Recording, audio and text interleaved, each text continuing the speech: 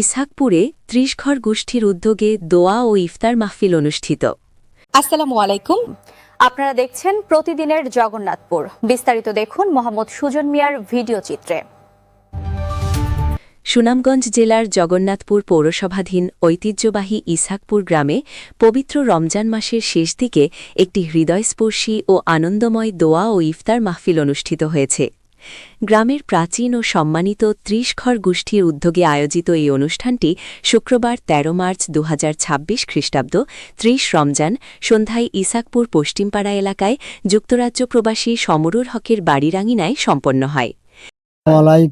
আমি পক্ষ থাকিয়া আল্লাহর রহমতে আজকে ইফতার পার্টি আয়োজন করা আল্লাহর হুকমে হয়েছি। আমার সমরুল মামু, এর বাদে হিমন্দন মোহাম্মদ আরজুমন্দ আলী, সাজ্জাদুর রহমান।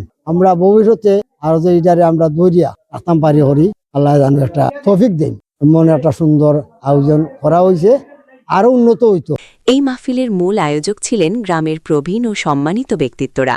বিশেষ করে যুক্তরাজ্য প্রবাসী দীন মোহাম্মদ আরজু মন্দর আলী, সমরুল হক এবং সজ্জাদুর রহমানের যৌথ উদ্যোগ ও পৃষ্ঠপোষকতায় এটি আয়োজিত হয়।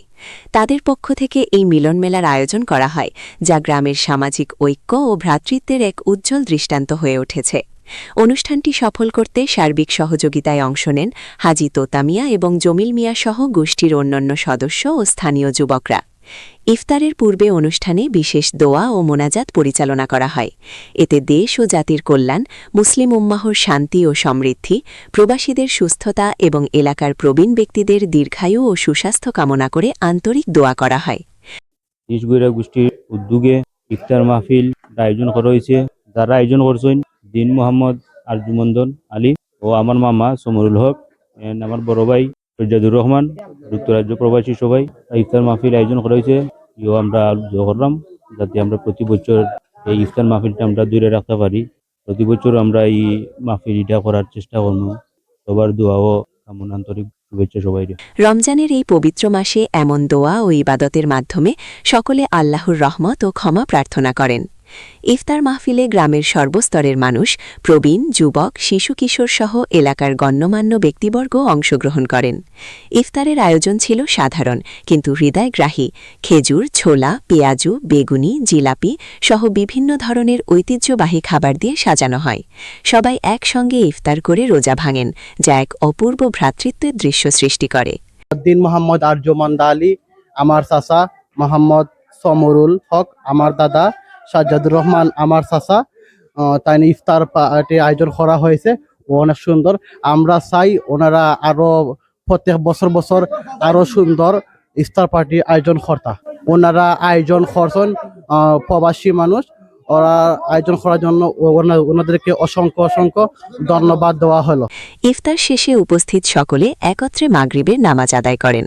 নামাজের পর অতিথি ও অংশগ্রহণকারীরা এ ধরনের আয়োজনের উচ্ছ্বসিত প্রশংসা করেন। তারা বলেন, রমজানের এই পবিত্র মাসে পাড়া প্রতিবেশী, আত্মীয় স্বজন ও গোষ্ঠীর সদস্যদের মধ্যে এমন মিলন মেলা ভালোবাসা, সম্প্রীতি ও ভ্রাতৃত্বের বন্ধনকে আরও দৃঢ় করে।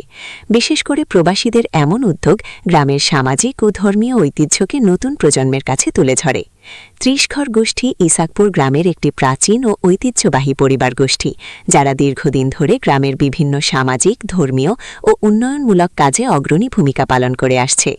এই মাহফিলের মাধ্যমে তারা আবারও প্রমাণ করলেন যে প্রবাসী থেকেও দেশের মাটি ও মানুষের প্রতি তাদের ভালোবাসা অটুট রয়েছে।